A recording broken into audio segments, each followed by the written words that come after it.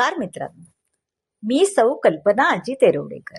मी आजपासून आपल्याला आपल्या हिंदू धर्मामध्ये असलेले अनेक ग्रंथ, पोथी, पुराण, वेद याविषयी असलेल्या पुस्तकातील सर्व श्लोक व त्याचा अर्थ सांगण्याचा प्रयत्न करणार आहे. त्यामध्ये मी सर्वप्रथम भगवद्गीता हा विषय घेतला आहे.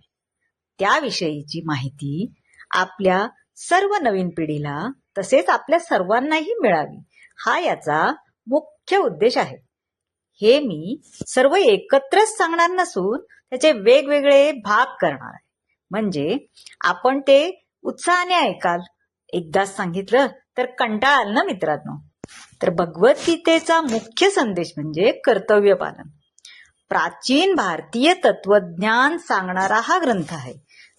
भगवान श्रीकृष्णांनी अर्जुनाला जीवनाबद्दल केलेला उपदेश म्हणजे भगवद्गीता. सुमारे 5000 वर्षापूर्वी श्रीकृष्णाने अर्जुनाला गीता सांगितली. यामध्ये एकूण 18 अध्याय आहेत, तसेच त्यामध्ये 700 श्लोक आहेत.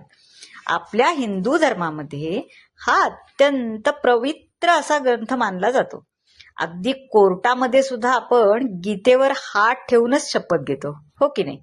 हा ग्रंथ आपल्याला परमोच्च ज्ञान देतो आणि जीवन कसं जगावं याचा आपल्याला मार्गदर्शनही करतो असे म्हणतात. जगातील विविध देशातील तत्वज्ञ, वैज्ञानिक अनेकांनी या ग्रंथाविषयी गौरव उद्गार काढलेले. गीता सांगत असताना भगवान श्रीकृष्णाने अर्जुनाला स्वतःचे विश्वरूप दर्शनही दाखवले बरं. गीतेतील ज्ञानामुळे माणसाला अत्युच्च समाधान आणि आनंद पण मिळतो, तसेच मोक्षाचा मार्गही सापडण्यास मदत होते. सार काय आहे? फळाची चिंता न करता आपले कर्तव्य करा, हेच आहे. आपल्या धर्माचे पालन करा, तेही निस्वार्थपणे. सर्व शक्तिमान परमेश्वराचा आश्रय घ्या आणि त्यावर पूर्ण विश्वास ठेवा. सुख दुःख, यश अपयश, फायदा तोटा यात आपली कृती ही सारखीच असली पाहिजे. तर मित्रांनो, भगवद्गीता ही कर्म, ज्ञान, भक्ती यांचा समन्वय ठेवून जीवन आपण कसं जगावं याचा एक परिपूर्ण मार्ग आपल्याला दाखवतो.